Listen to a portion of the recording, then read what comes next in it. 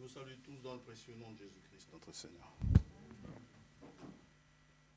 Puisse-t-il répandre parmi vous de riches et abondantes bénédictions.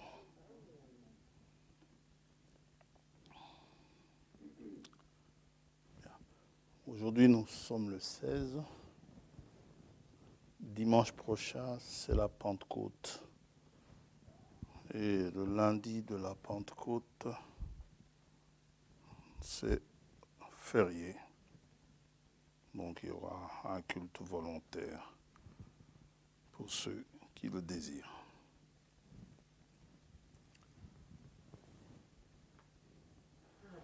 Sinon, je n'ai pas d'autres annonces à faire. Je veux juste peut-être vous attirer votre attention de bien surveiller ce qui se passe au Moyen-Orient. Nous sommes à la fin des temps. Parfois, les choses se précipitent. Pour le moment, ça chauffe là-bas.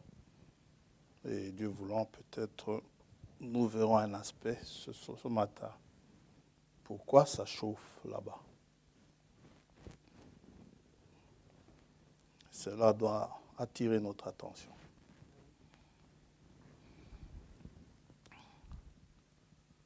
En attendant, nous allons ce matin lire dans 2 Rois chapitre 11 pour nous rappeler un peu ce que nous avons vu dimanche passé.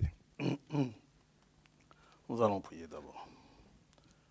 Père céleste, Dieu Tout-Puissant, te remercions pour ce rassemblement ce matin. Et nous sommes là avec la volonté d'écouter comme écoutent des disciples, c'est-à-dire en apprenant de ta part. Aussi, veuille ouvrir notre entendement, que nous puissions réaliser le temps dans lequel nous vivons, que nous puissions aussi prendre la nourriture qui convient en ce moment. Sois béni, sois loué, Seigneur. Alors que nous ouvrons les Saintes Écritures, c'est vrai, nous savons lire, mais nous ne voulons pas être des interprètes. Que le Saint-Esprit lui-même interprète ta parole, car lui sonde les choses mêmes de Dieu. Nous nous attendons à toi, remettant nos fardeaux à tes pieds, te confiant tous nos soucis, sachant que ce qui nous semble impossible t'est possible. Aussi, nous ne voulons pas nourrir des inquiétudes, sachant que notre Dieu, notre Père céleste, prend soin de nous. Bénis ta parole, ô Dieu. Bénis tes enfants qui sont assemblés dans les maisons.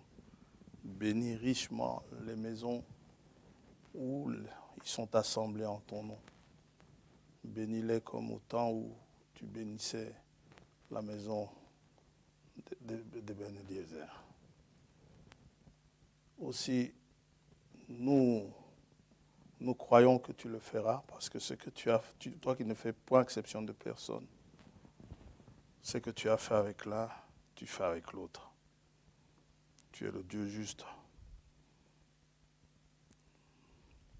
Nous te le demandons au nom de Jésus-Christ, notre Seigneur. Amen. 2 Rois, chapitre 11.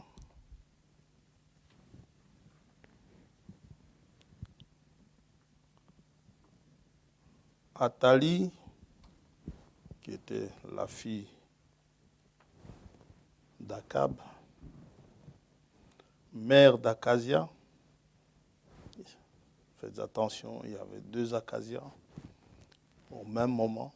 Dans 2 Rois, chapitre 8, vous le verrez. L'un était de la lignée d'Akab, l'autre était de la lignée de Josaphat. Voyant que son fils était mort, se leva et fit périr toute la race royale. Mais Josheba, fille du roi Joram, sœur d'Akazia, prit Joas, fils d'Akazia, il y a 2 Akazia, et l'enleva du milieu des fils du roi quand on les fit mourir. Elle le mit avec sa nourrice dans la chambre d'Élie.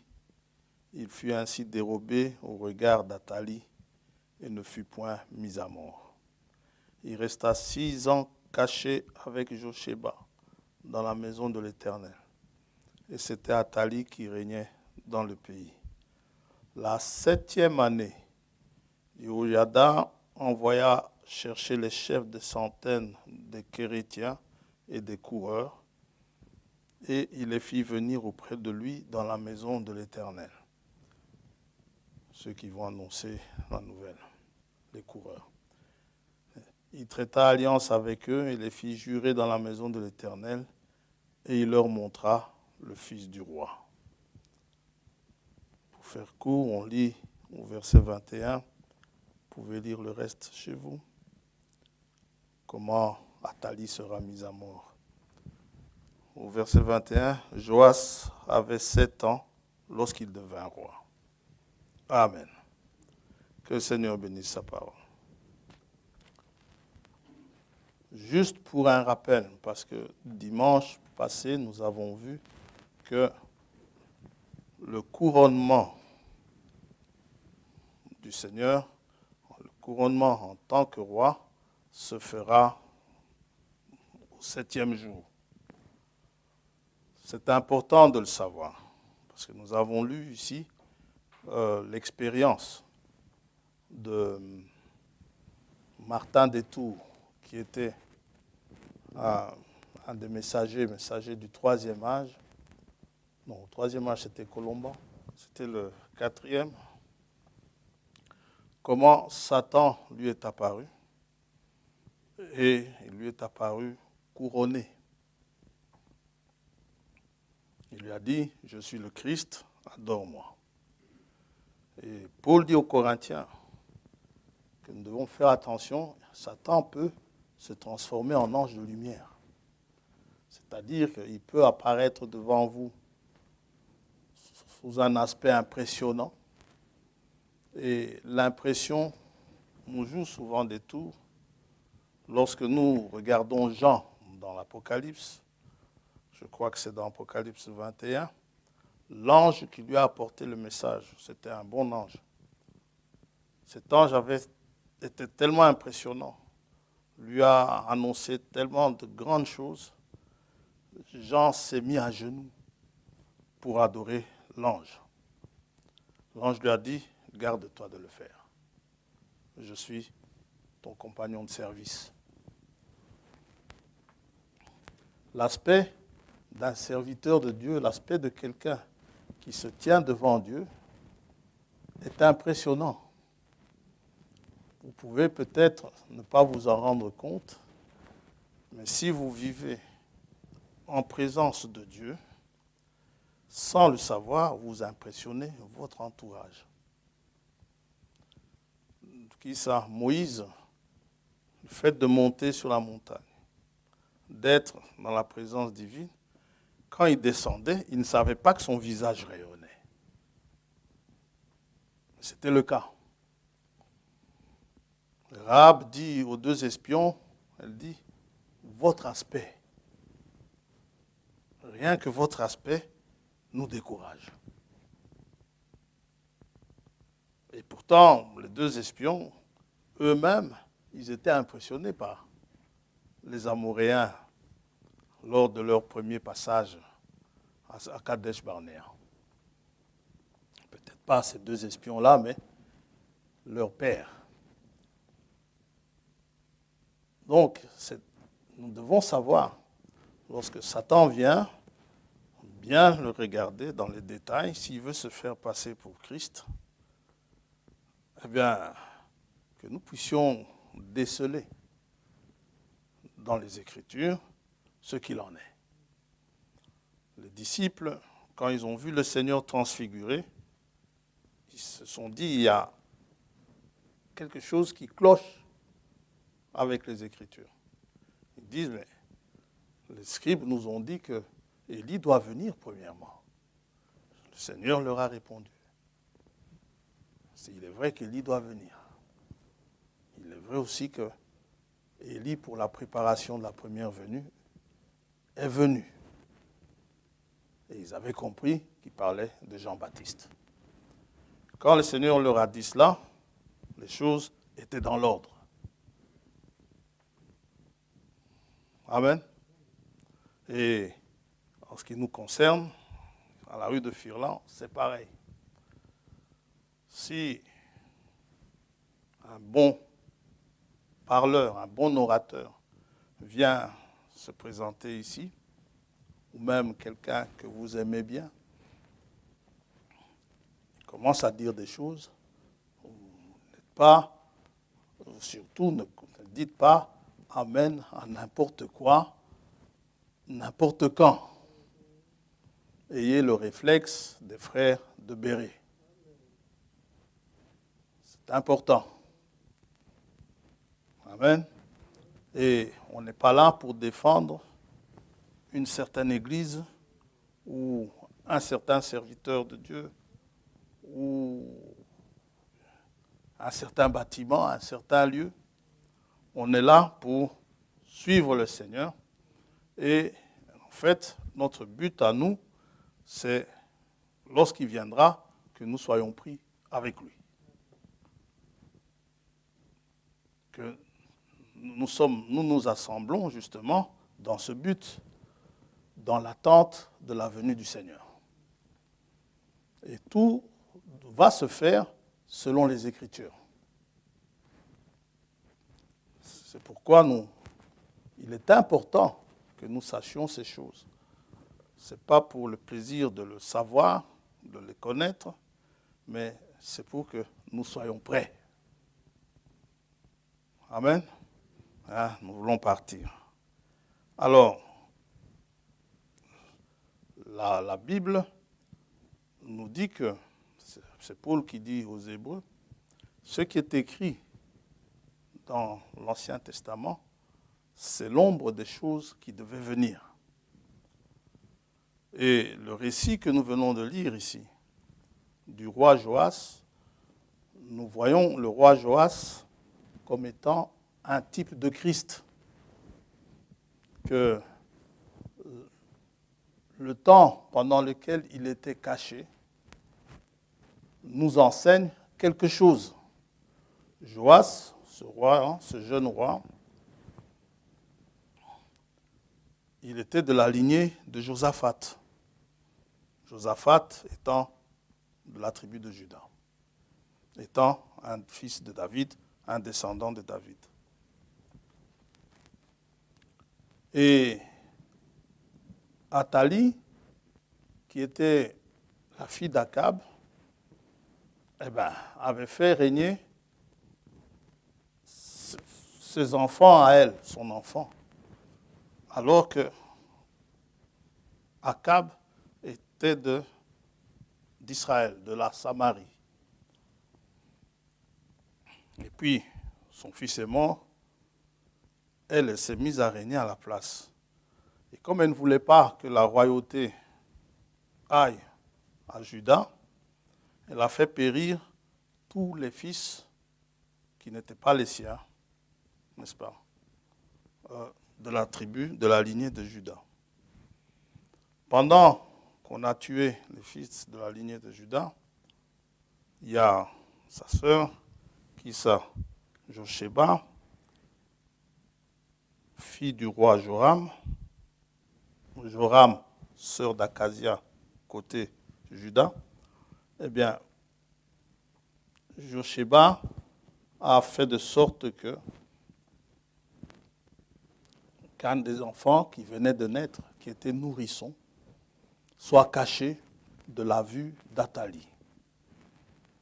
Athalie n'était pas au courant de cet enfant. Il est caché, on l'a caché pendant 6 ans. Des yeux d'Athalie. C'est la 7e année que les choses se sont ébranlées pour qu'il soit proclamé roi. Il a été proclamé roi à 7 ans.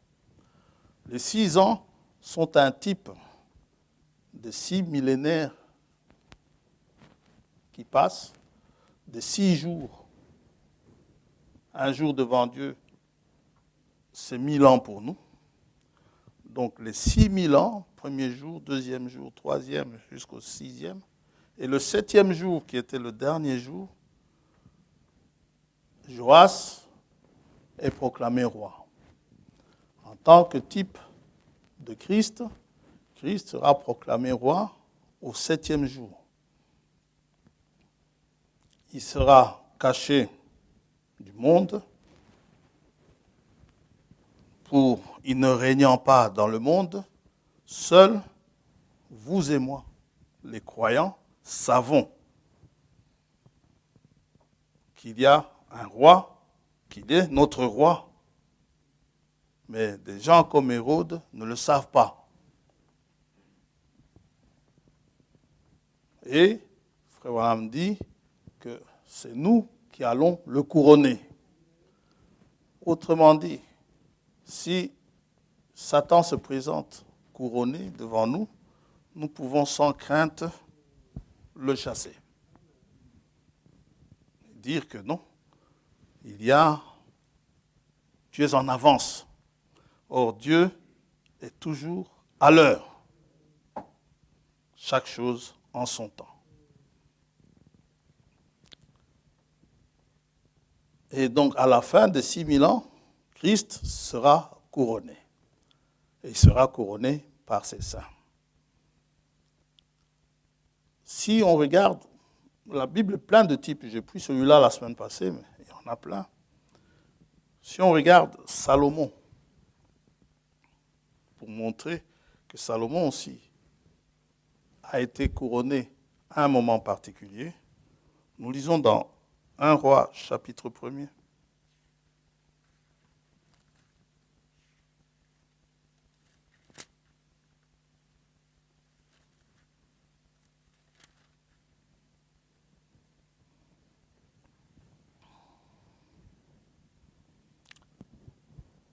On peut commencer au verset 32, vous pouvez lire plus haut.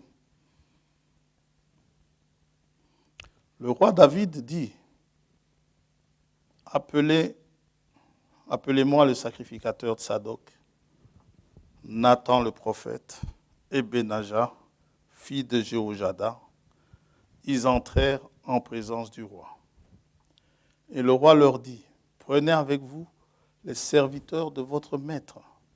Faites monter Salomon, mon fils, sur ma mule et faites-le descendre à Gihon. Là, le sacrificateur Tsadok et Nathan, le prophète, l'oindront pour roi sur Israël. Il y avait 3 types d'onction, n'est-ce pas? Il y avait le prophète, le sacrificateur et le roi. Ils étaient oints. Seul Christ a les 3. Amen. D'autres, ils sont sacrificateurs. On les a oints sacrificateurs. D'autres, comme Aaron, il a été oint sacrificateur. D'autres, comme David, il a été oint roi, n'est-ce pas, quand Nathan est allé chez Isaïe. D'autres, n'est-ce pas, sont oints sacrificateurs, rois et prophètes, comme Élie devait oindre, je ne sais plus qui c'était, comme prophète. Et finalement, c'est Élisée qui va oindre ce prophète-là. Vous pouvez voir ça dans 1 Roi 16.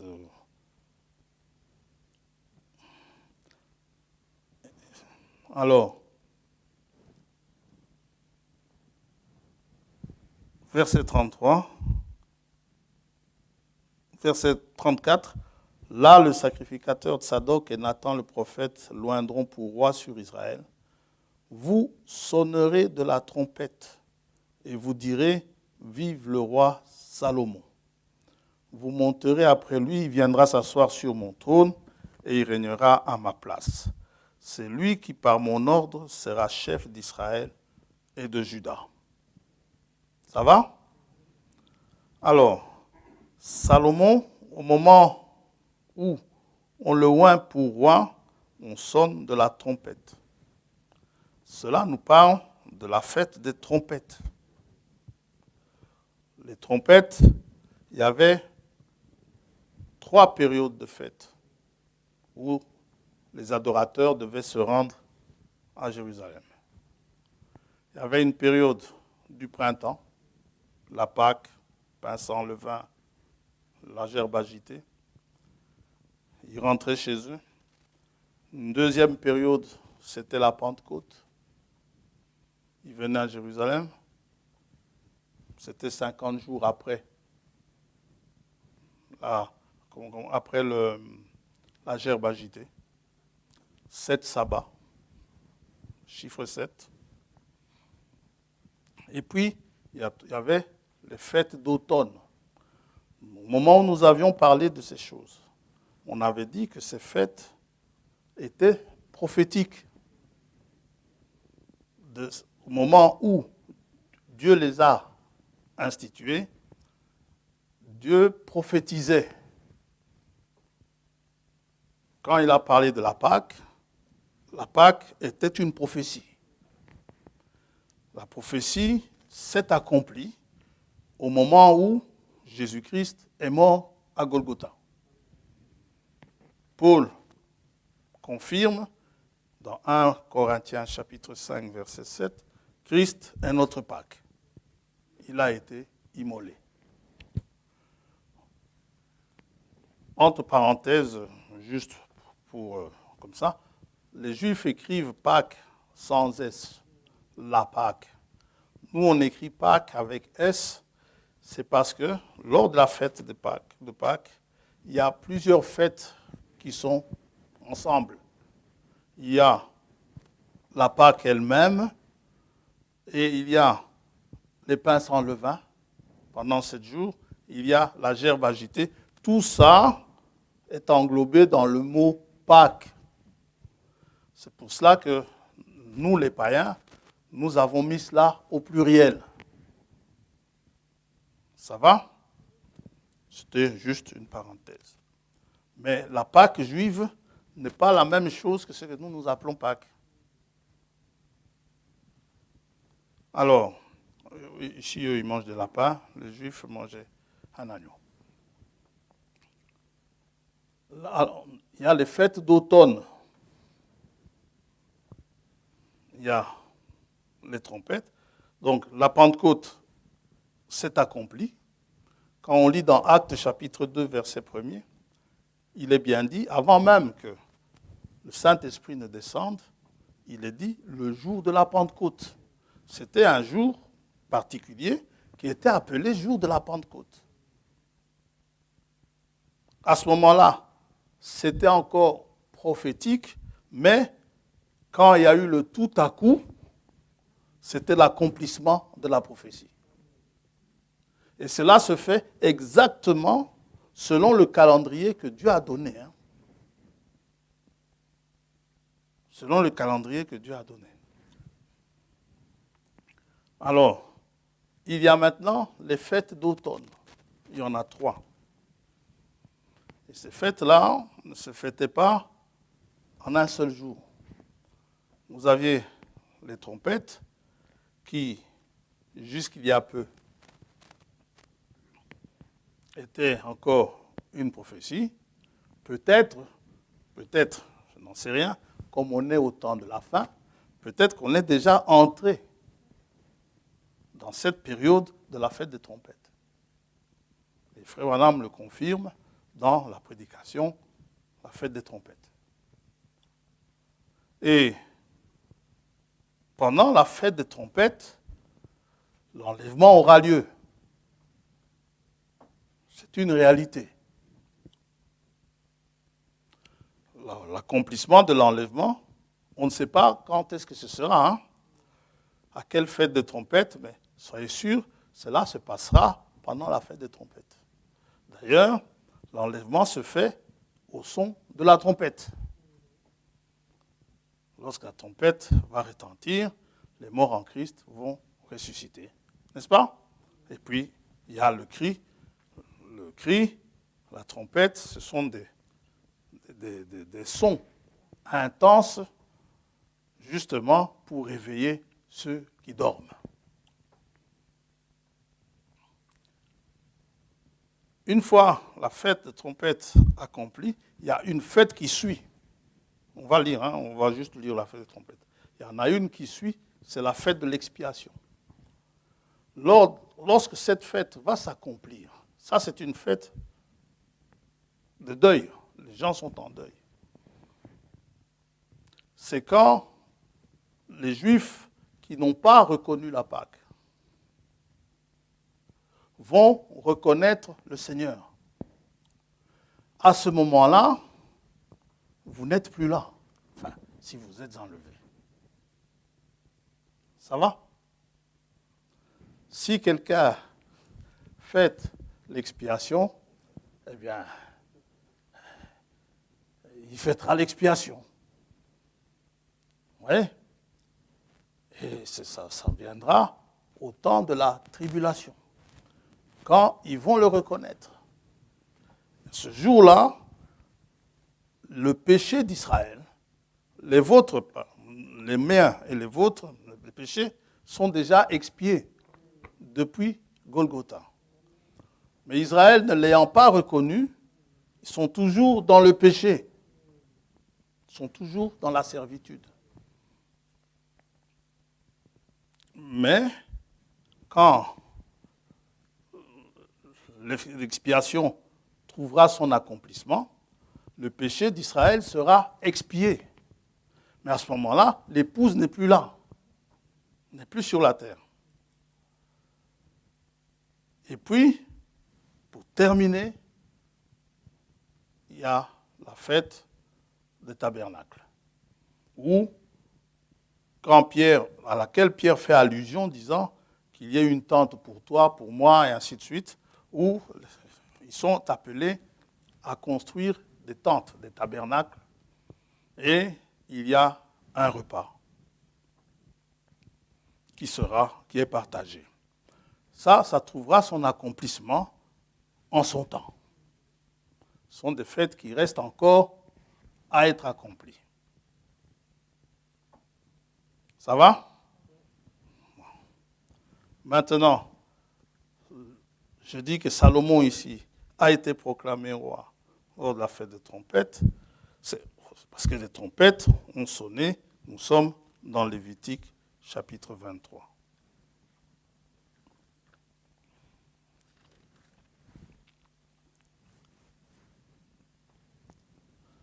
C'est important de connaître ces choses. Ça vous permet de reconnaître le temps dans lequel vous vivez. Ce n'est pas pour le plaisir de connaître des choses mystérieuses.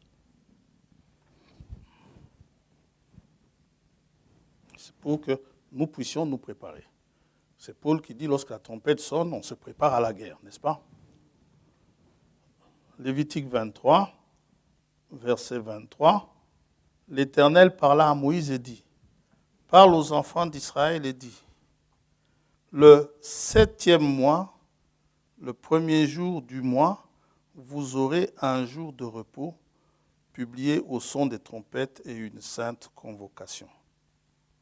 Vous ne ferez aucune œuvre servile, c'est un sabbat donc, et vous offrirez à l'Éternel des sacrifices consumés par le feu.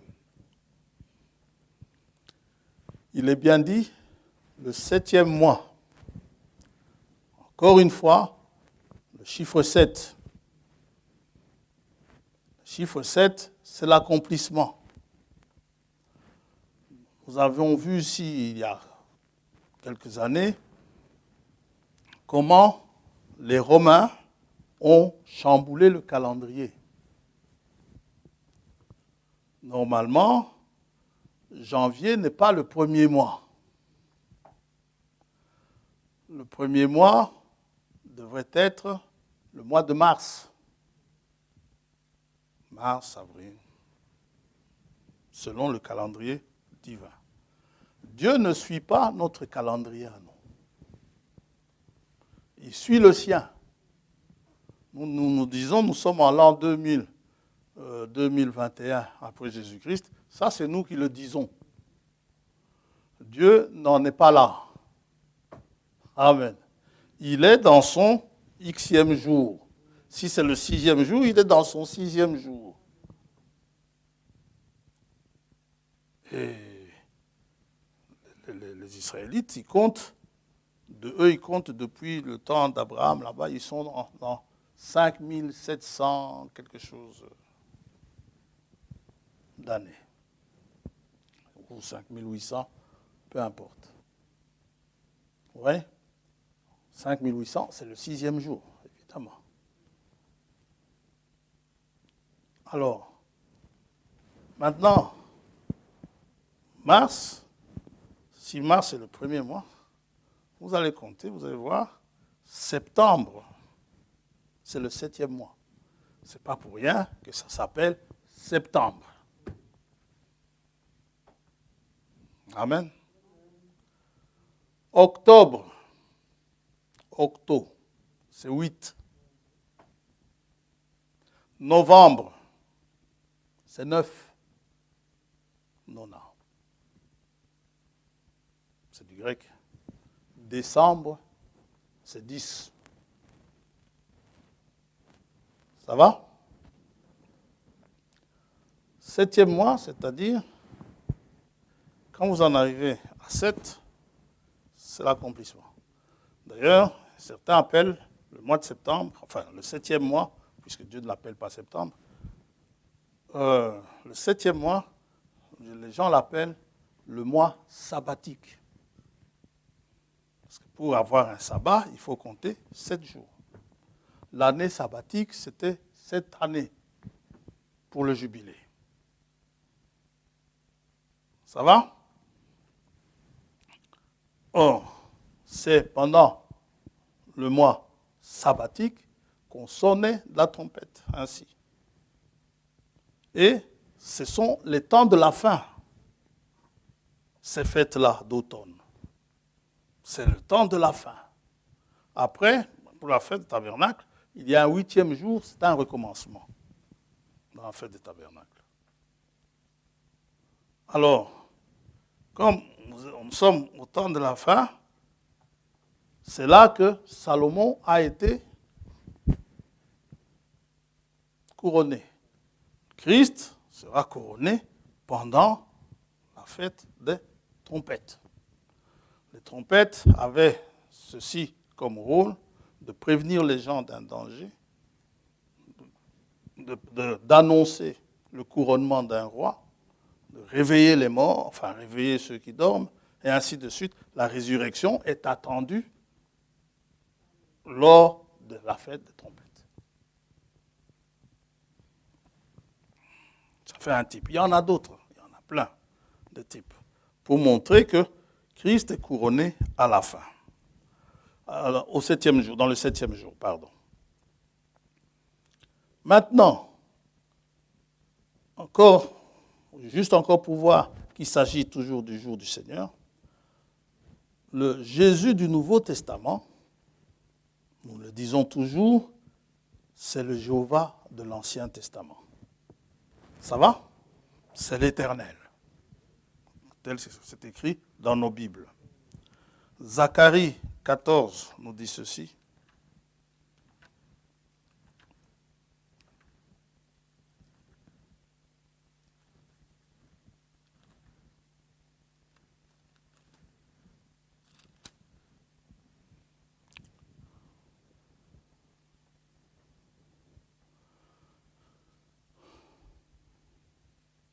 Verset 9, ou bien on peut commencer au verset 8. On connaît tous le verset 14 7. En ce jour-là, il n'y aura point de lumière, il y aura du froid et de la glace. Ce sera un jour unique, connu de l'Éternel, et qui ne sera ni jour ni nuit. Mais vers le soir, la lumière paraîtra. Un jour commence toujours par le soir. Un jour biblique commence par le soir et finit le matin. L'homme a voulu faire les choses inversement. Pour nous, le jour commence le matin et ça finit le soir. Mais chez Dieu, ça commence le soir, ça finit le matin.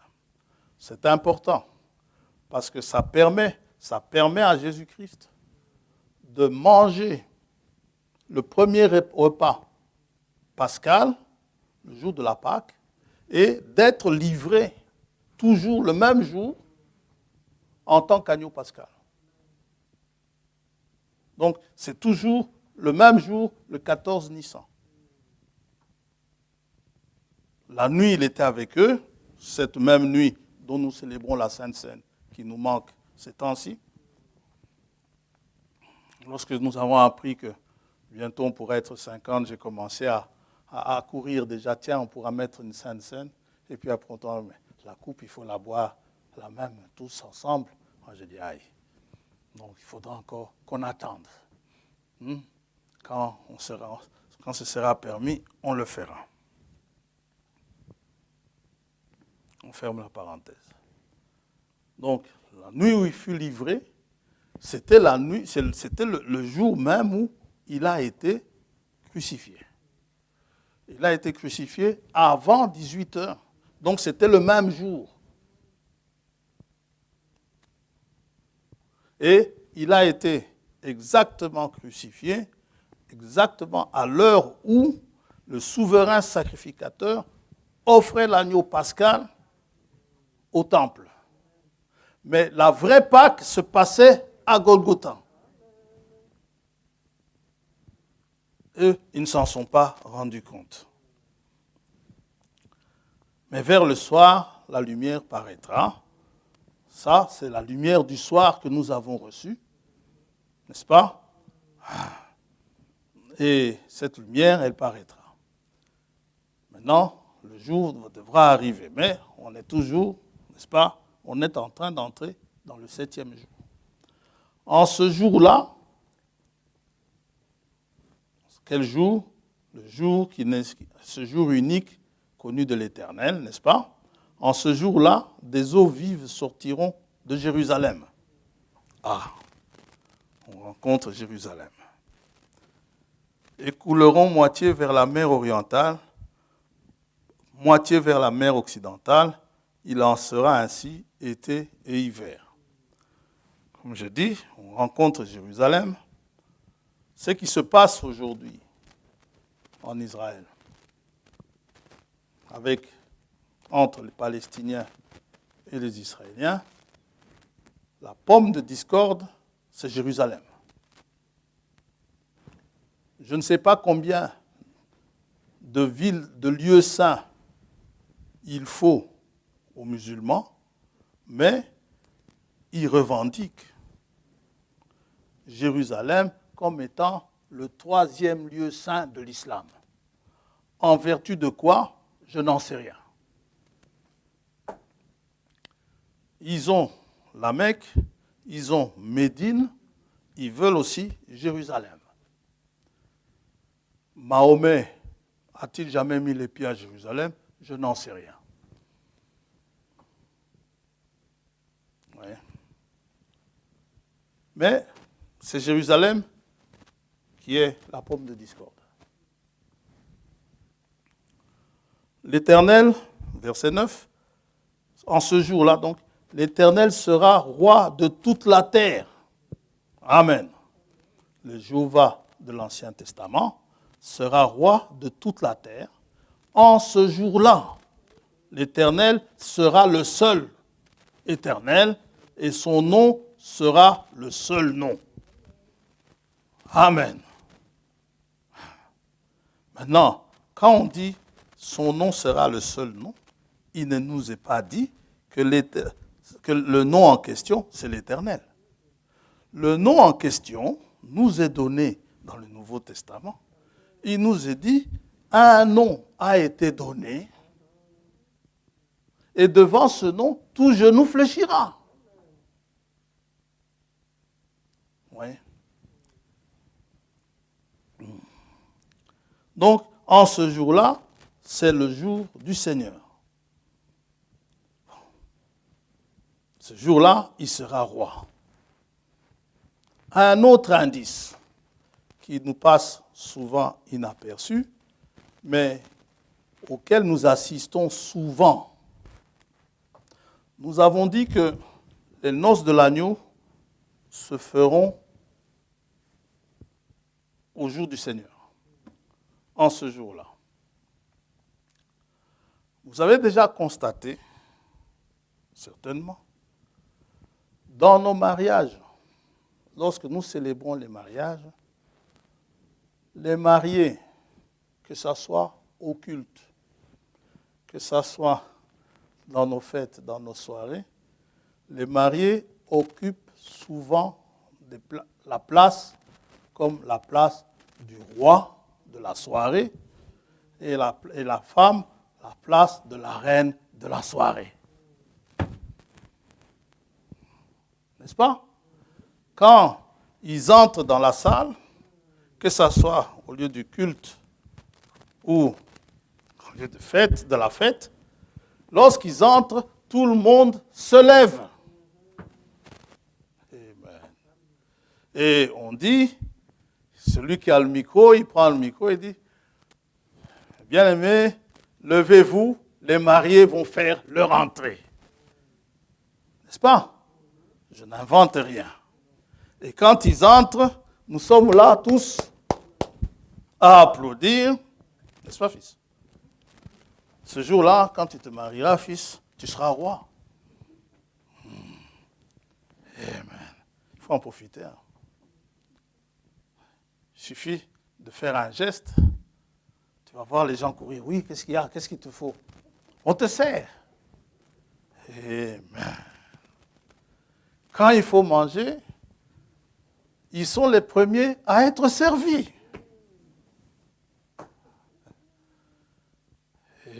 Amen. Quand il faut ouvrir la piste, c'est à eux d'ouvrir la piste. Ils sont rois et reines. On est d'accord? Quand on dit qu'un mariage doit parler du mariage de l'agneau, c'est dans ce sens-là. C'est pourquoi il ne faut pas non plus donner aux gens l'impression que c'est un jour triste. C'est un jour de joie. Quand dans Apocalypse 19, il nous est dit, réjouissons-nous, les réjouissances. Réjouissez-vous. Et pas commencer à chanter. C'est un beau cantique, j'aime beaucoup. Plus près de toi, mon Dieu, dans le désert, au travers de ceci ou de cela. Non, ce n'est pas le moment. Amen. Je crois que c'est le frère Bosworth, alors qu'il agonisait, alors pour l'accompagner dans sa mort, les frères et les sœurs qui étaient autour se sont mis à chanter « Plus près de toi, mon Dieu ».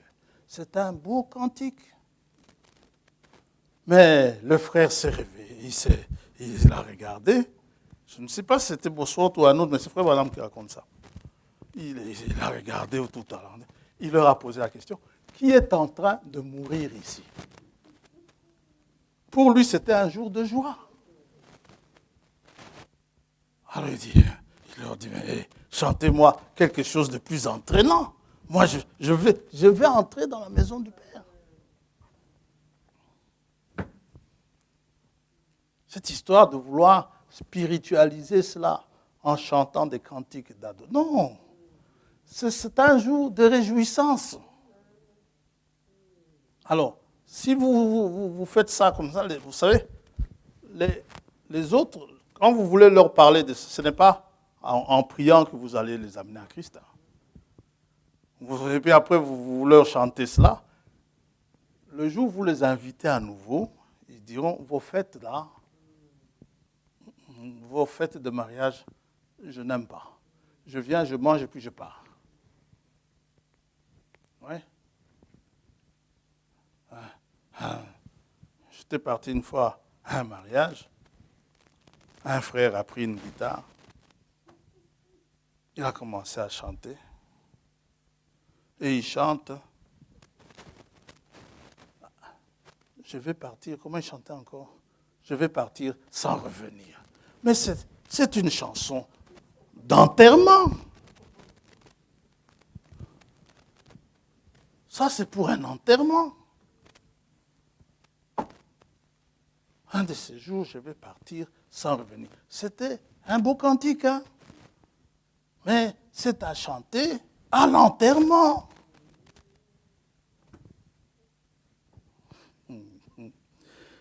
Ouais, bien. Ça, c'est pour tordre le cou parfois à certaines croyances. C'est un jour de réjouissance. Et je vous dis, il y a de la joie dans les cieux. Frère François, est-ce que lors des noces de l'agneau, est-ce qu'on a dansé? Sincèrement, je ne sais pas. Mais ce que je sais, c'est que quand le fils prodigue est rentré, il y a eu des danses. Hein? Luc chapitre 15.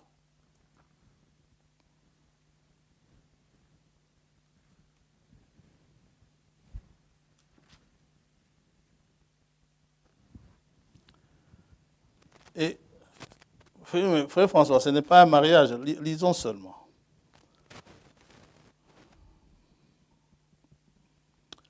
Verset 17. Étant rentré en lui-même, il dit, combien d'ouvriers chez mon père ont du pain en abondance, et moi ici, je meurs de faim. Je me lèverai, j'irai vers mon père, et je lui dirai, mon père, j'ai péché contre le ciel et contre toi. Je ne suis plus digne d'être appelé ton fils. Traite-moi comme l'un de tes ouvriers. Et il se leva et alla vers son père. Comme il était encore loin, son père le vit et fut ému de compassion. Il courut se jeter à son cou et l'embrassa. Le fils lui dit, mon père, j'ai péché contre le ciel et contre toi, je ne suis plus digne d'être appelé ton fils. Mais le père dit à ses serviteurs, apportez vite la plus belle robe. Dites-moi, quand est-ce qu'on porte la plus belle robe? Et revêtez-le. Mettez-lui un anneau au doigt, une bague au doigt. N'est-ce pas? Et des souliers aux pieds. Maintenant, n'en déplaise aux véganes, n'est-ce pas, amener le veau gras. Yes. Et on fait un bon barbecue. C'est un jour de joie. Et tuez-le. Oh, la SPA ne sera pas contente. Mais ça, c'est le problème de la SPA. Mangeons et réjouissons-nous. Ça veut dire quoi, réjouissons-nous? Verset 25. Or, donc il commencera à se réjouir, verset 24. Verset 25. Or, le fils aîné était dans les champs lorsqu'il revint et approcha de la maison. Il entendit la musique et les danses. Yes. Frère François, il dansait comment? Je ne sais pas. Franchement, je ne sais pas. Et puis, je peux vous dire, je suis un piètre danseur. Mais je vois qu'ils ont dansé. Je crois que David aussi devait être un piètre danseur. Parce que la manière dont il a dansé, ça n'a pas plu à sa femme. Sa femme dit, mais tu m'as fait la honte. David dit quoi? Il dit, mais un roi comme toi, tu t'exposes comme ça. David lui dit, eh oh, j'ai dansé devant Dieu. Tu n'aimes pas ça? Et il a dansé encore, de plus en plus fort. Et puis après, je viens, je dis, quand l'Esprit de Dieu habite en moi, je danse comme David. OK? Alors, quand tu as l'occasion de danser, tu te dis, je m'en vais pour ne plus revenir. Mais non, il faut être cohérent. C'est un jour de joie. Une femme m'a dit une fois au frère Branham, j'aime bien tes prédications, mais tous ces cris-là autour, Ça me dit, quoi, tu n'aimes pas ça? Il dit, alors, tu ferais bien de ne pas aller au ciel. Parce que là-bas, je t'assure, ça va crier. Amen. Bien. Ça va? On a fait un peu le tour des types. Le naturel aussi typifie le spirituel. Hein? Et au jour du mariage, le marié et la mariée sont vus l'un comme roi, l'autre comme reine. Ça va? C'est là que Christ sera couronné.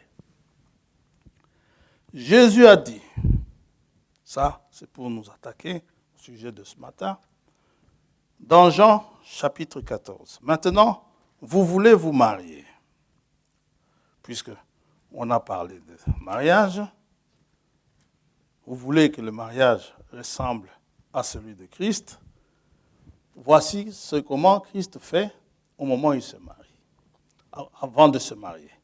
Que votre cœur ne se trouble point. Croyez en Dieu et croyez en moi. Il y a plusieurs demeures dans la maison de mon Père. Très bien, frère François, je vais me marier, je vais prendre ma femme, mon épouse, et nous irons dans la maison de mon Père. Si cela n'était pas, je vous l'aurais dit. Il dit ceci, je vais vous préparer une place. Vous avez intérêt à préparer une place. Qui ça? Le jeune homme. Ah, mettons 50-50. Non, monsieur. Comme Christ, hein, vous allez préparer une place. Il faut avoir les reins solides pour pouvoir héberger quelqu'un. C'est la Bible.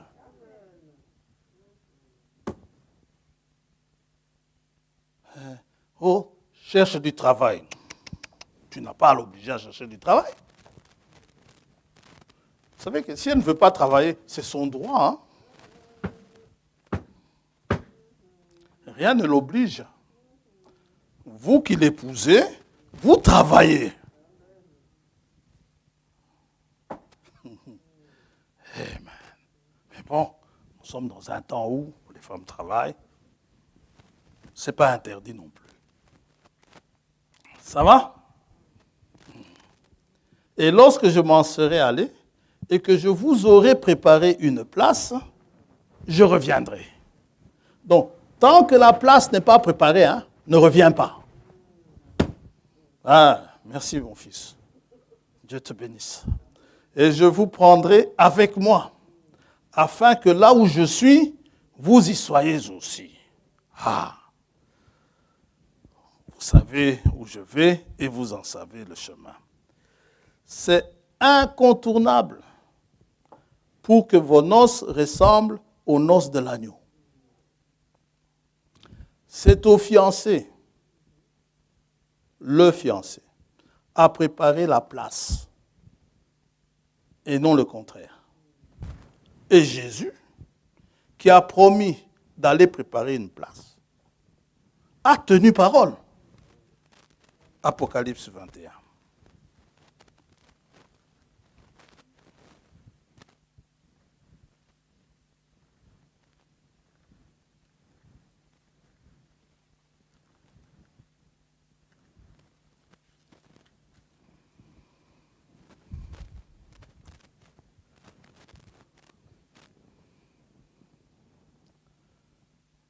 Puis je vis un nouveau ciel et une nouvelle terre, car le premier ciel et la première terre avaient disparu, et la mer n'était plus.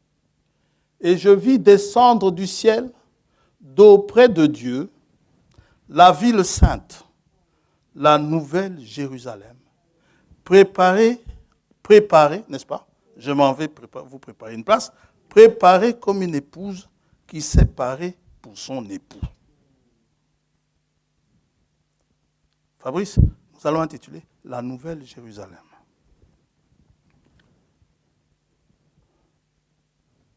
Je parle bien de la nouvelle Jérusalem. Parce que, faites bien attention, il y a deux Jérusalem. Il y a la Jérusalem terrestre dont ils sont en train de se disputer là aujourd'hui, n'est-ce pas? Galates chapitre 4.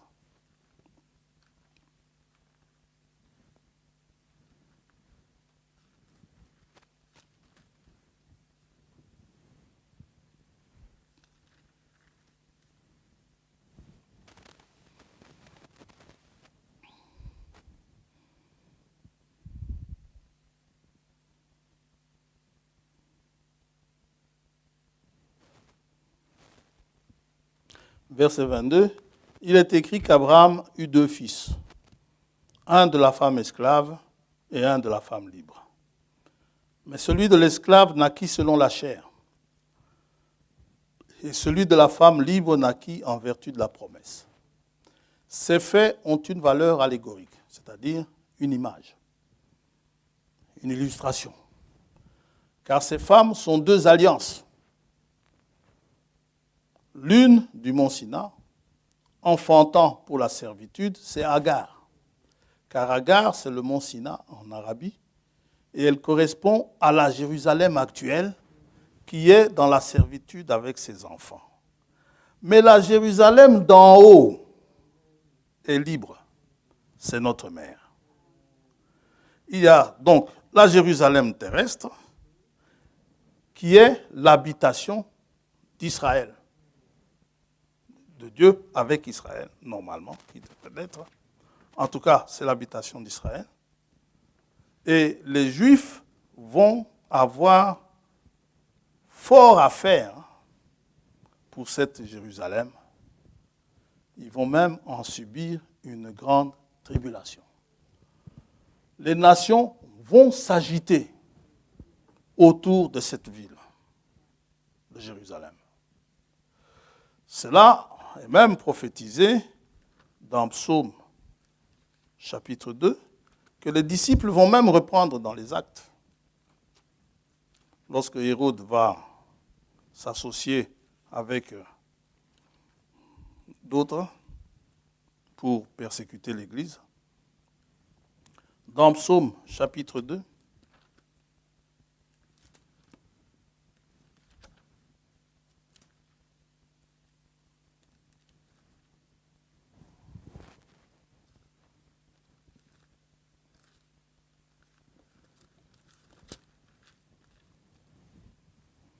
verset 1er, pourquoi ce tumulte parmi les nations? Pourquoi ces vaines pensées parmi les peuples? Pourquoi les rois de la terre, les Macron, les Biden et consorts, se soulèvent-ils et les princes se liguent-ils avec eux contre l'Éternel et contre son roi? Macron dit, nous avons le droit au blasphème. L'ONU dit, Jérusalem, on va donner une partie à la Palestine, une autre partie à Israël. Alors que, quand Dieu dit, le pays est à vous, prenez-le, vous savez, lors de la guerre des 6 jours, Moshe Dayan a conquis Jérusalem. Au lieu de prendre Jérusalem, Dieu a dit, c'est à vous. Au lieu de prendre Jérusalem, il a eu peur. Il a négocié. Alors qu'il a vaincu, Dieu lui a donné la victoire. Il a négocié pour être en paix. Or, la paix, dans les choses de Dieu, Satan ne vous laissera jamais en paix. Même si vous la cherchez comme vous voulez, Satan ne vous laissera jamais en paix. Jamais.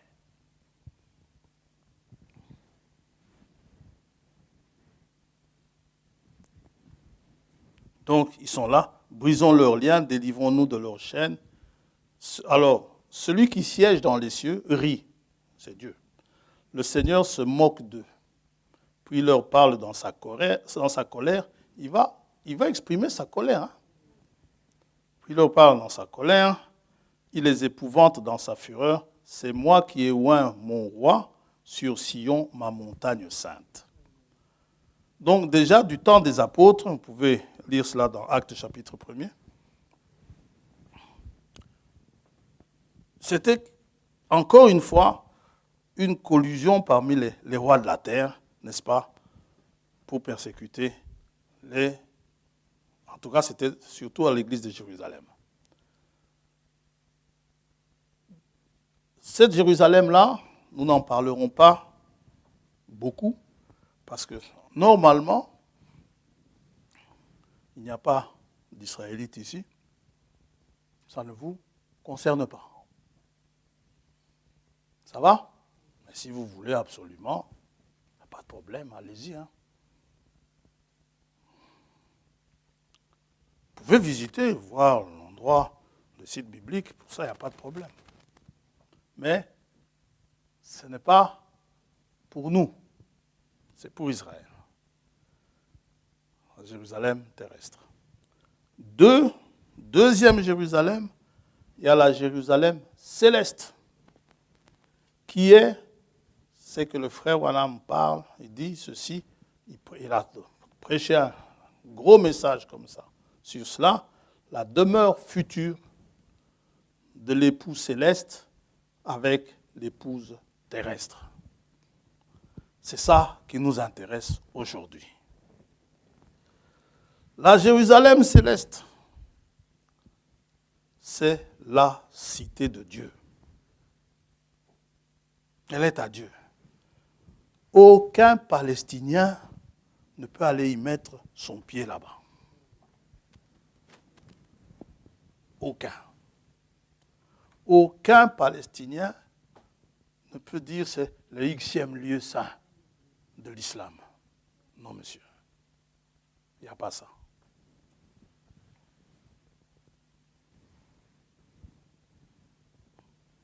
C'est la cité de Dieu. Nous avons déjà lu cela, on peut le relire. Hébreux chapitre 12.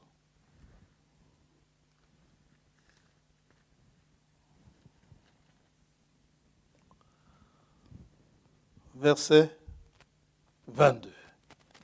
Mais vous vous êtes approchés de la montagne de Sion, de la cité du Dieu vivant, c'est la cité du Dieu vivant, la Jérusalem céleste, des myriades qui forment le cœur des anges.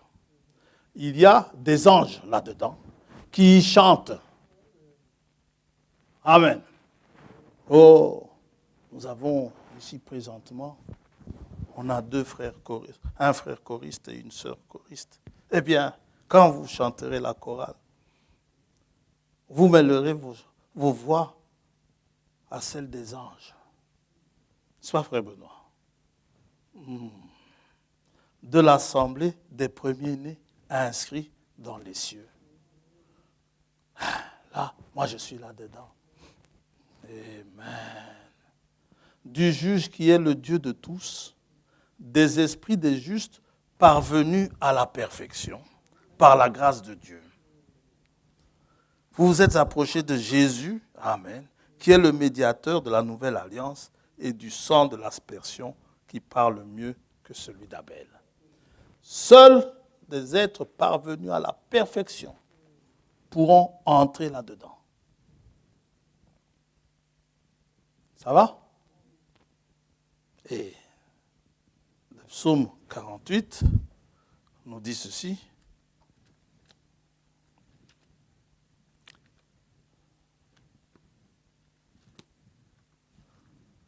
Donc, quand la place sera prête, Dieu, le Seigneur, prendra son épouse et ira avec elle dans ce lieu-là, dans la Jérusalem céleste. Cela se passe en ce jour-là, quand la tribulation va frapper la Jérusalem terrestre. L'épouse de Christ est censée être dans la Jérusalem céleste à ce moment-là. Psaume 48.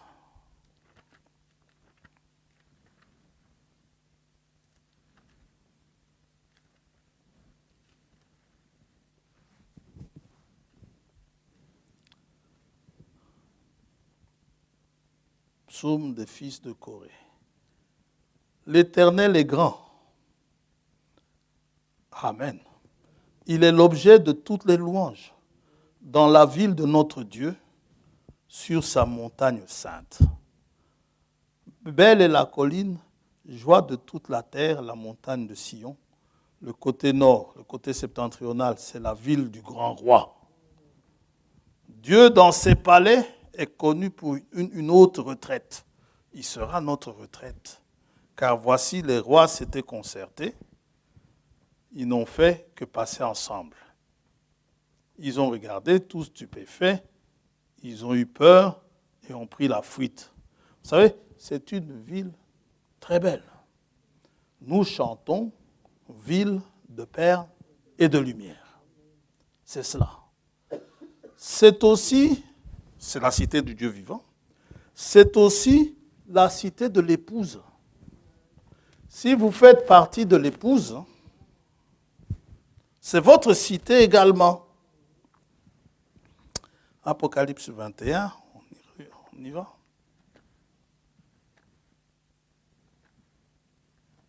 Nous l'avons lu tout à l'heure, on va le relire.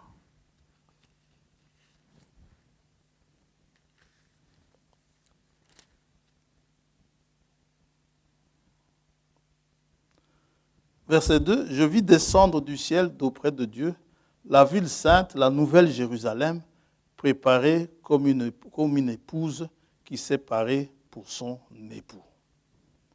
J'entendis du trône une forte voix qui disait, « Voici le tabernacle de Dieu avec les hommes. » Amen.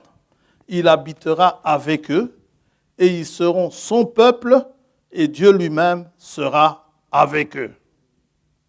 Il essuiera toutes larmes de leurs yeux, et la mort ne sera plus, il n'y aura plus ni deuil, ni cri, ni douleur, car les premières choses ont disparu.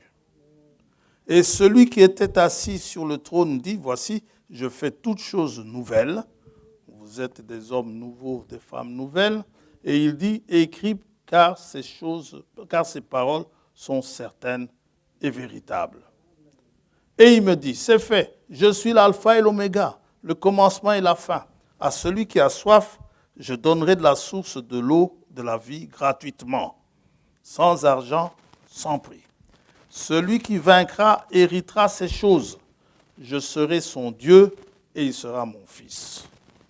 Mais pour les lâches, les incrédules, les abominables, les meurtriers, les débauchés, les magiciens, les idolâtres et tous les menteurs, leur part sera dans les temps, dans de feu de soufre, ce qui est la seconde mort. » Verset 9, « Puis un des 7 anges qui tenait les 7 coupes remplies des 7 derniers fléaux vint, et il m'adressa la parole en disant, « Voici, je te montrerai l'épouse. » Amen. La femme de l'agneau. Il me transporta en esprit sur une grande et haute montagne, et il me montra quoi? La ville sainte, Jérusalem.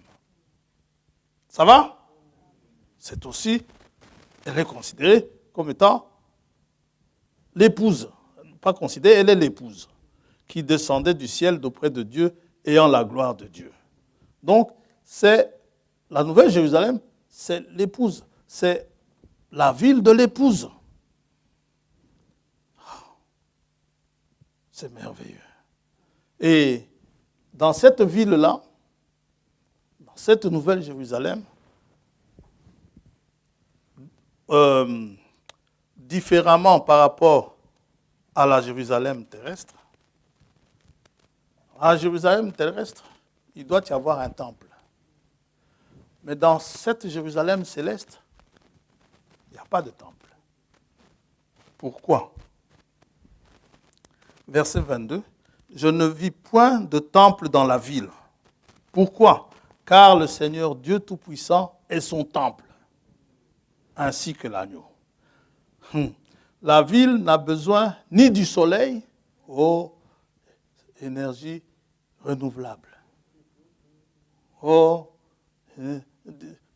Énergie durable. Toutes ces choses-là, pollution, machin, non, on n'est pas là. Barrage hydroélectrique. énergie nucléaire pour donner de la lumière. Non, non, non. On n'en a pas besoin.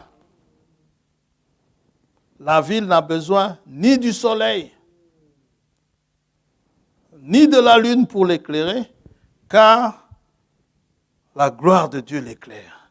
C'est là où la gloire de Dieu abonde. Et l'agneau est son flambeau. Les nations marcheront à sa lumière. Voilà. Et les rois de la terre y apporteront leur gloire.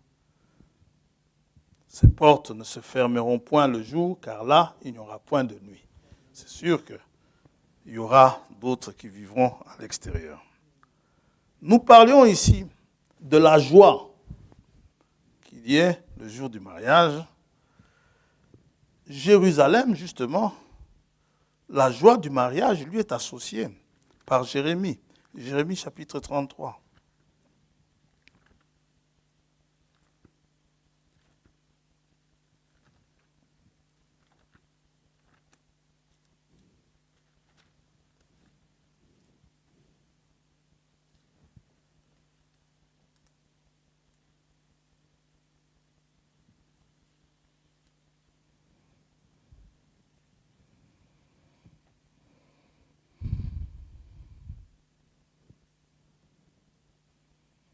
Ça, c'est quand le royaume de David sera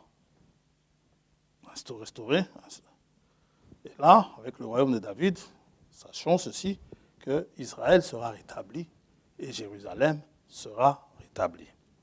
La Jérusalem terrestre. Verset 10. Ainsi parle l'Éternel. On entendra encore dans ce lieu dont vous dites, il est désert, il n'y a plus d'hommes, plus de bêtes. On entendra dans les villes de Juda et dans les rues de Jérusalem, dévastées, privées d'hommes, d'habitants, de bêtes. Ça, c'est la Jérusalem terrestre. On entendra les cris de réjouissance et les cris d'allégresse. Lorsque la Jérusalem céleste va descendre, ils vont entendre. Amen.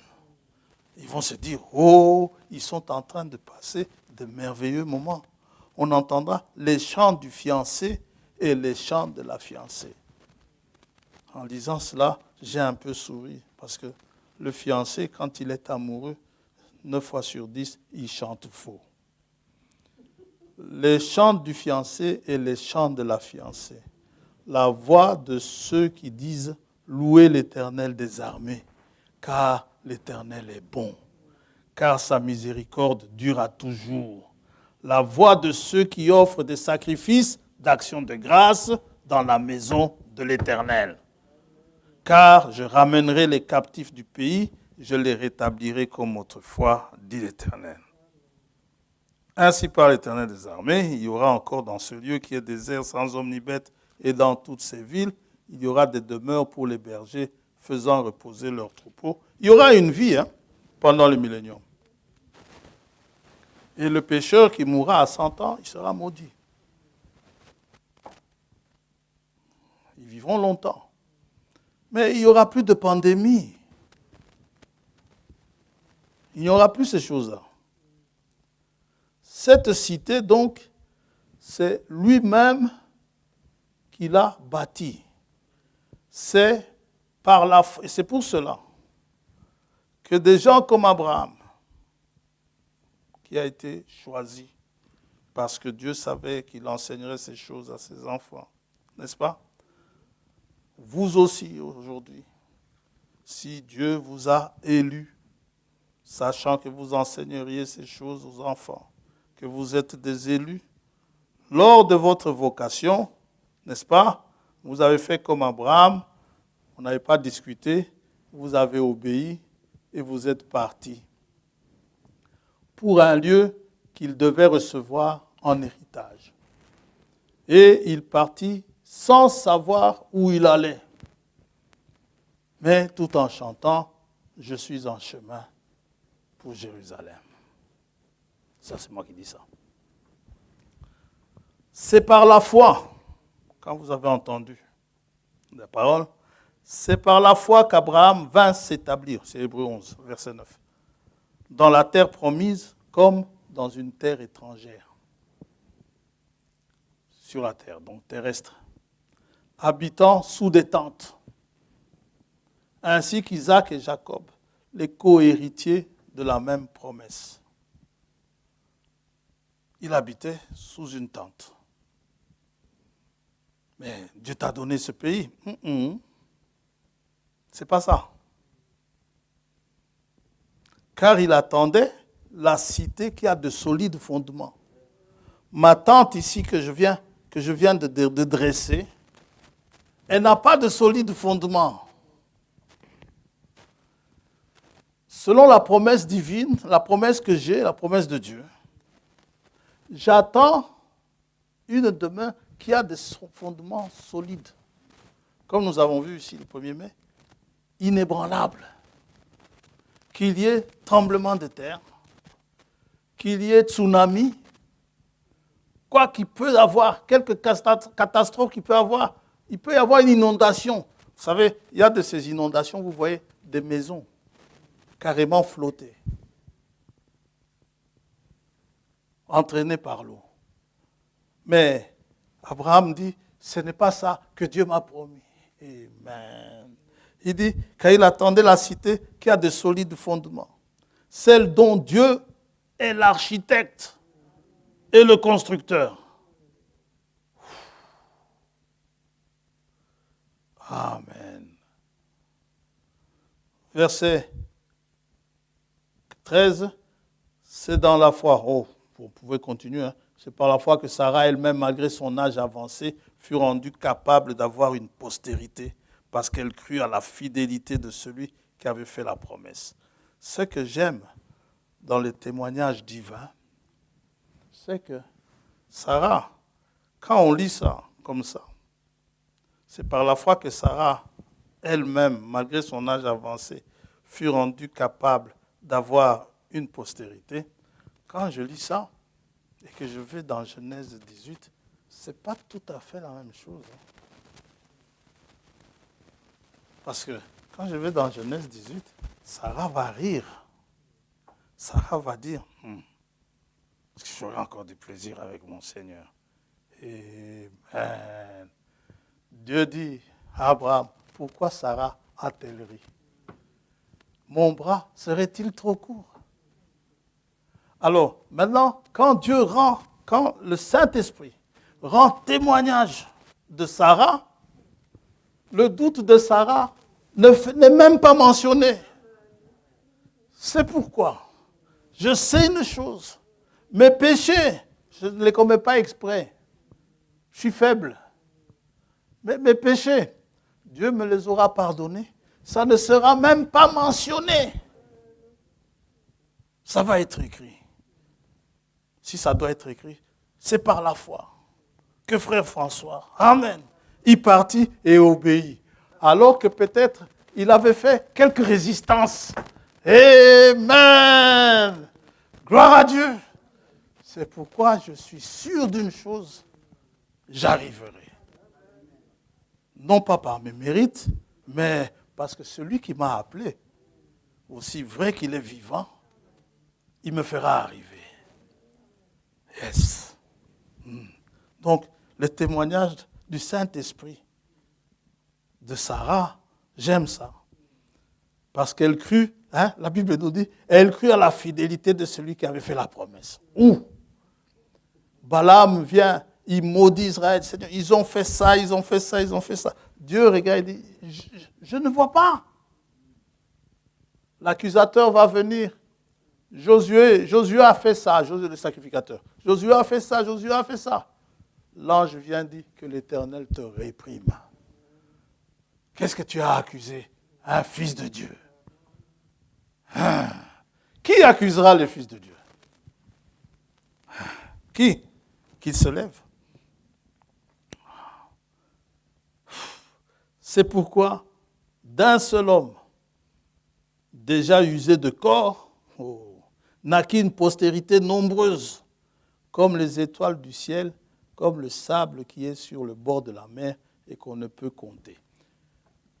Abraham a eu Isaac à 100 ans. Supposons que quelqu'un le connaissait depuis longtemps et que quelqu'un soit mort au moment où Abraham avait 98 ans. Donc il est mort, il a laissé Abraham sans postérité. Alors, allez lui dire là-bas de l'autre côté, tu sais, Abraham, il a une énorme postérité comme ça. Mais non, Abraham, moi je l'ai laissé stérile là-bas. Amen. Non, non, non. Tu ne l'as pas laissé stérile. Tu l'as laissé avec une promesse. Quand vous avez la promesse, c'est comme si vous aviez la chose. J'aime ça. C'est dans la foi qu'ils sont tous morts sans avoir obtenu les choses promises, mais ils les ont vus et salués de loin, reconnaissant qu'ils étaient étrangers et voyageurs sur la terre. Ma maison là où je suis, je la laisserai ici. D'ailleurs, elle me cause des misères, cette maison. N'est-ce pas mon frère Philippe? Elle cause des misères. Il y a un trou là, vous bouchez le trou, à peine vous rentrez pour vous asseoir, vous êtes fatigué après avoir bouché le trou, il y en a un autre là-bas. C'est quoi cette histoire? Moi, j'attends la maison qui a de solides fondements.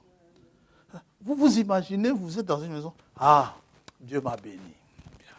J'ai ma maison. Oh, Dieu soit loué. Je suis vraiment heureux. Quand je vois ceux qui cherchent un appartement et n'arrivent pas à en trouver, que Dieu soit loué. Vous êtes assis. Dieu te bénisse, fiston.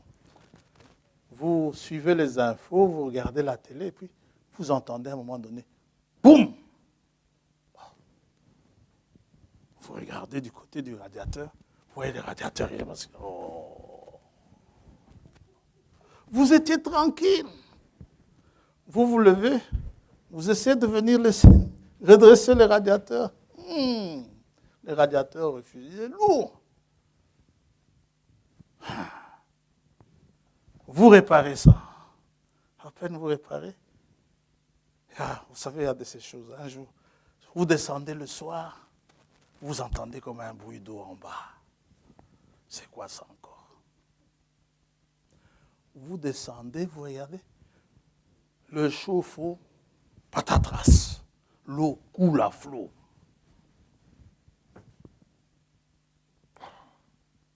Et puis, vous regardez les tuyaux, les trucs. Je vous dis ça, ce sont les choses du monde. Hein. Vous regardez les robinets. Il y a des robinets rouges, danger, des robinets verts.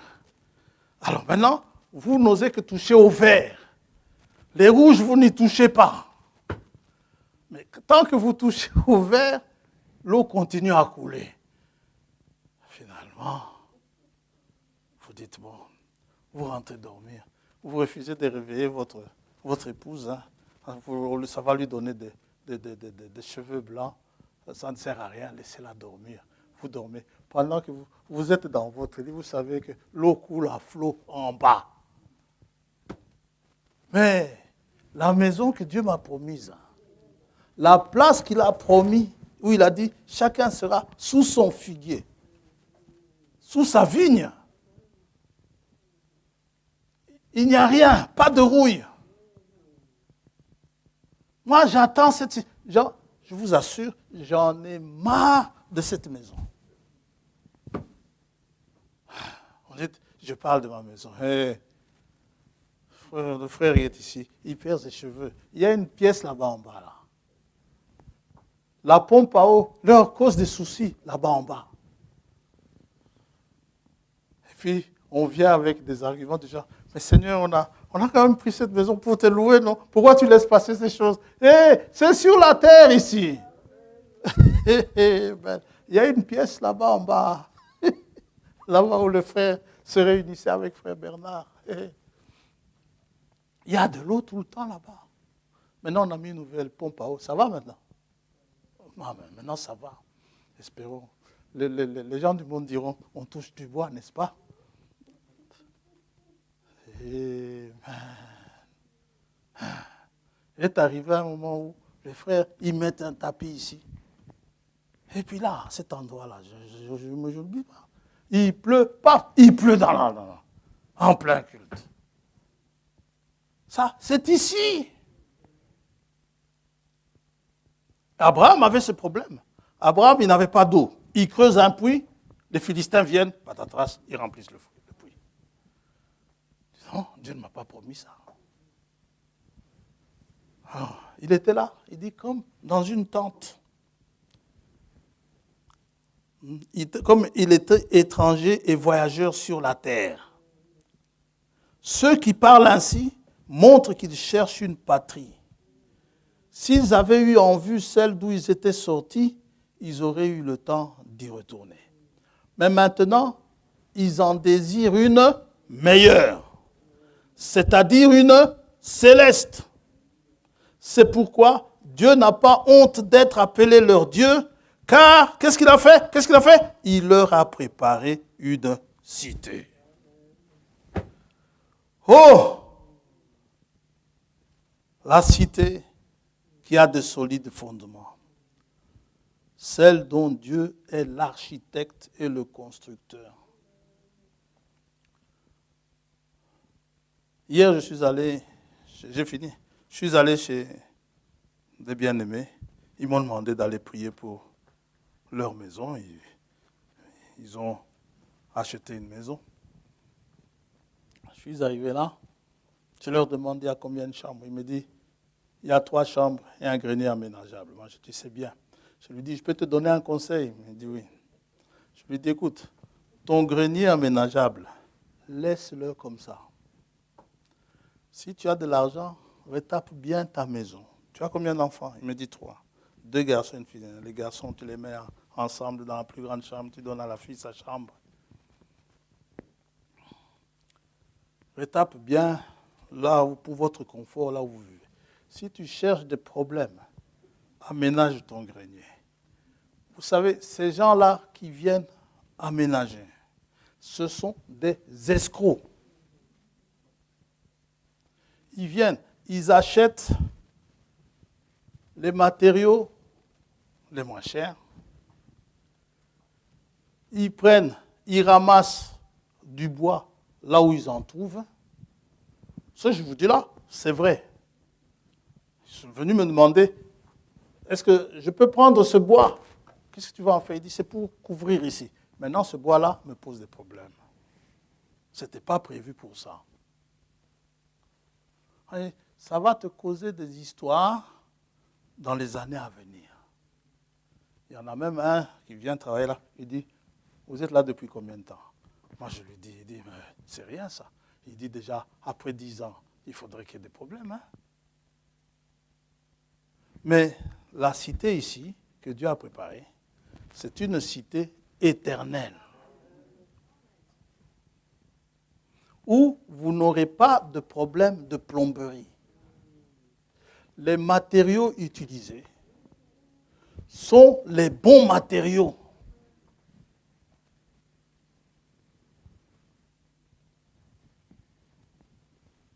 Et c'est une ville pleine de perles, de lumière, d'or. Et c'est là où la gloire de Dieu abonde. Il nous a promis qu'il allait nous préparer une place. Et cette place, nous allons l'occuper aux noces. Lors des noces, nous irons nous installer. Nous serons dans le palais. Et comme avec Joseph, lorsque il viendra se montrer à ses frères juifs, à ses frères israélites, qu'est-ce qui va se passer? Nous serons comme Asnath dans le palais. On sera bien là-bas en train de chanter la gloire de Dieu. Amen. Que Dieu vous bénisse. Tout cela, c'est au dernier jour. Frère Tombeau, ville de perles et de lumière, et nous allons prier.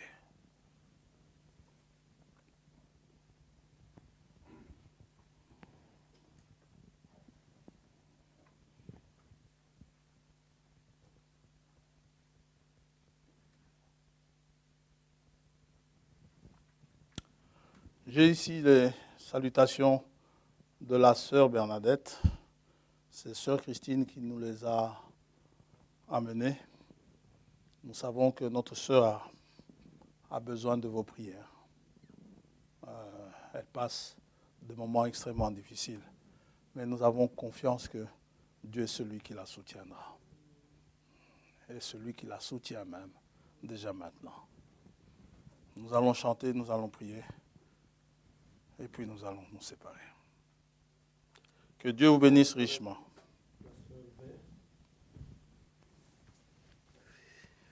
Vie de perles et de lumière, existence sur les hauteurs, personne n'a encore sur terre pu contempler ta splendeur. L'amour de Dieu éclaire, ce sera l'agneau lui-même dans cette ville hospitalière. La nouvelle à la vie de perles et de lumière, les vivants sur les hauteurs, on a reçu terre, on a blé, oh la la la, éclaire, ce sera l'agneau lui-même, même dans cette ville hospitalière, la nouvelle Jérusalem, oh la la la, oh de Dieu éclaire, ce sera l'agneau lui-même, même dans cette ville hospitalière, la nouvelle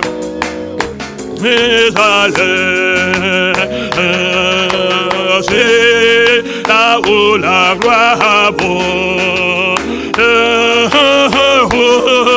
l'arbre de vie fleurit, le fleuve de vie inonde de ses flots de sein. Oh la la la, oh Dieu éclaire, ce sera l'agneau lui-même, de type hospitalier, oh la la la, l'amour de Dieu éclaire, à l'agneau lui-même, même dans ce ville hospitalière, la nouvelle.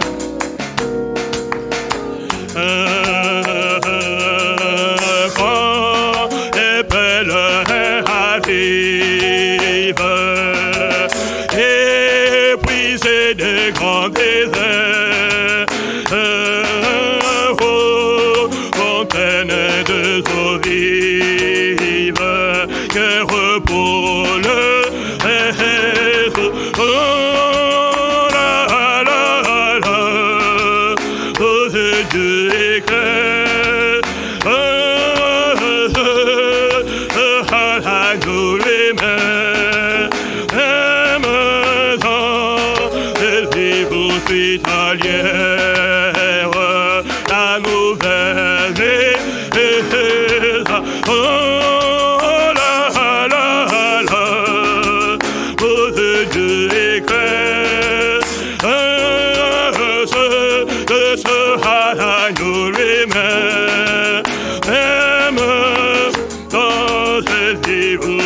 hospitalière, la nouvelle.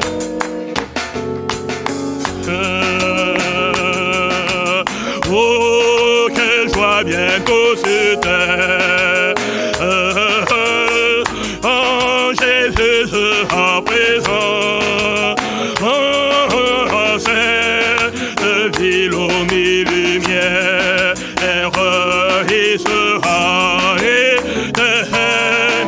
Oh, la, la, la, l'amour de Dieu éclaire.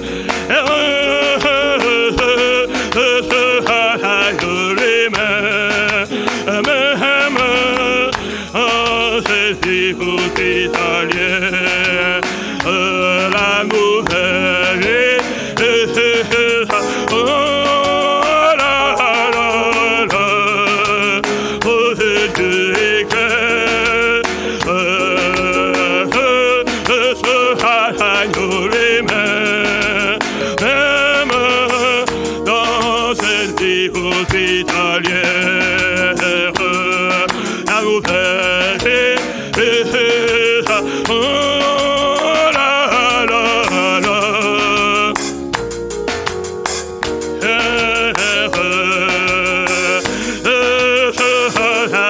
les mains, même dans cette vie hospitalière, la nouvelle Jérusalem.